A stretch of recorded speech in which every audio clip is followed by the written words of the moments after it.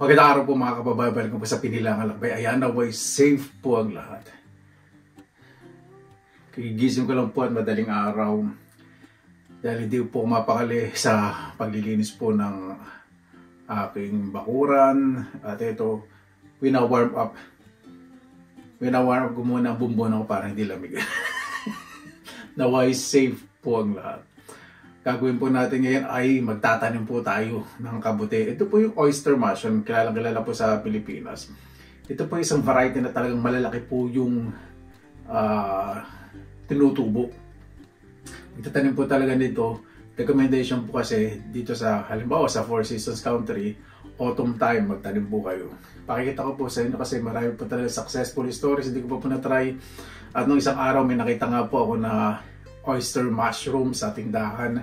Hindi na ako dalang isip na bumili kasi bihira lang po magbenta dito nun eh.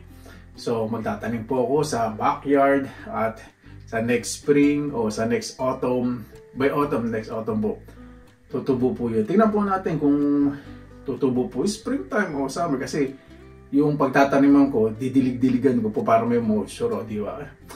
Sa Pilipinas naman po kasi basta may moisture o may humidity, konting humidity, tutubo po ang oyster mushroom. Tara, samahan po ninyo ko. Ayan po ang aking backyard. Marami pong mga dahon na bagsak. Yan po yung gagamitin ko pong substrate sa pagpapatubo po ng oyster mushroom. Di ba? Sa mga malalabig na bansa po, gahin po ninyo ito dahil sa susunod po na autumn, next year, nako, magkakaroon po kayo ng maraming kabute.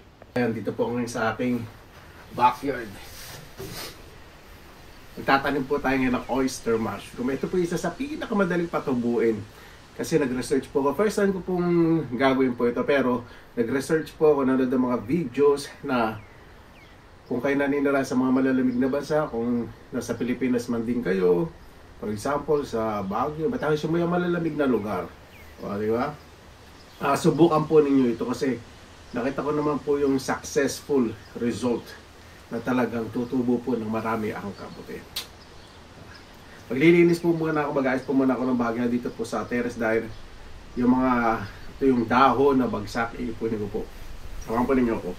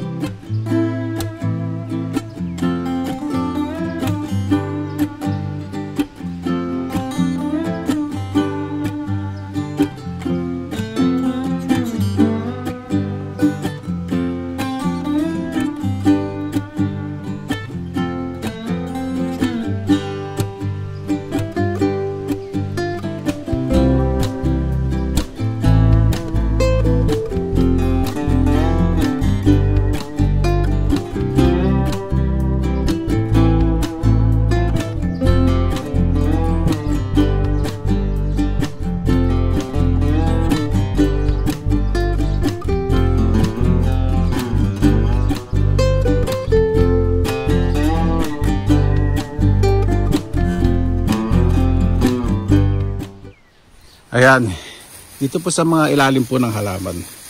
Dito ko po ilalagay itong nabili kong oyster mushrooms.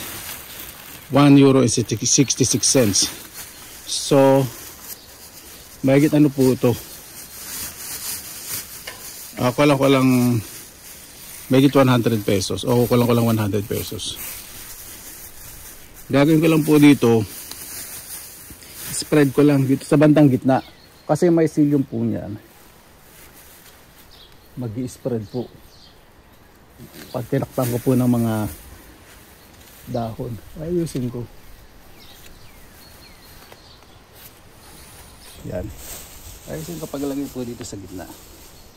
Medyo hihimay-himayin ko na rin kasi ito may mga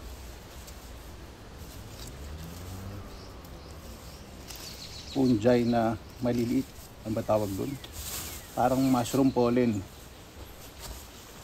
nakakalat po dyan.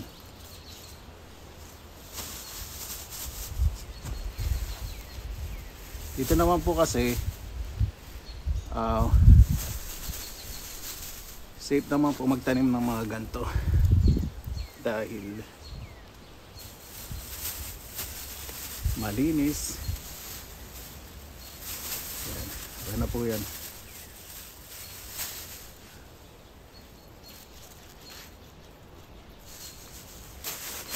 At ang gagawin ko po, tatakpan ko ng mga dahon. So ayan po, kung bubulok ng dahan-dahan before siya magbulok. Di ba ang mga nagbubulok bago magbulok nag-aamag. So ito, yung amag niya magiging mycelium po yun. So magkikreate ngayon siya ng kabuti. Tutubo. O diba? Diskarte lang eh. So yung mga napanood ko naman, kasi hindi ko pa po nasusubukan. Sabi ko one day susubukan ko. So next autumn po, tutubo po yan. Ayon sa aking napanood dahil 100% po successful yung mga napanood ko.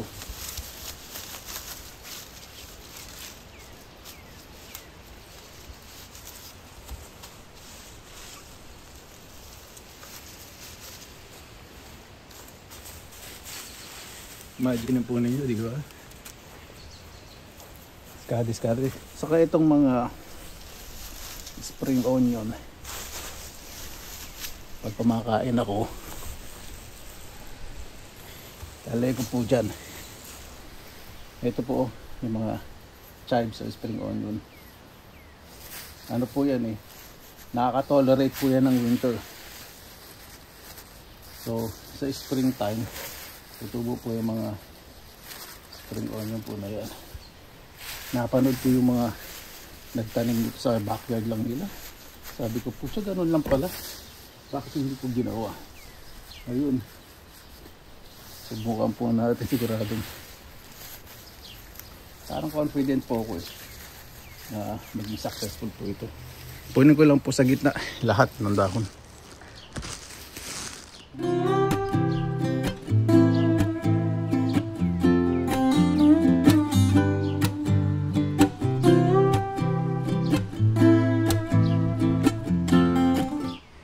Ayan po, tinagal ko na po yung carpet sa ibabaw ng mesa para sa table, yung mga soft seater, ibig sabihin nyo po yung mga panlambot po sa upuan.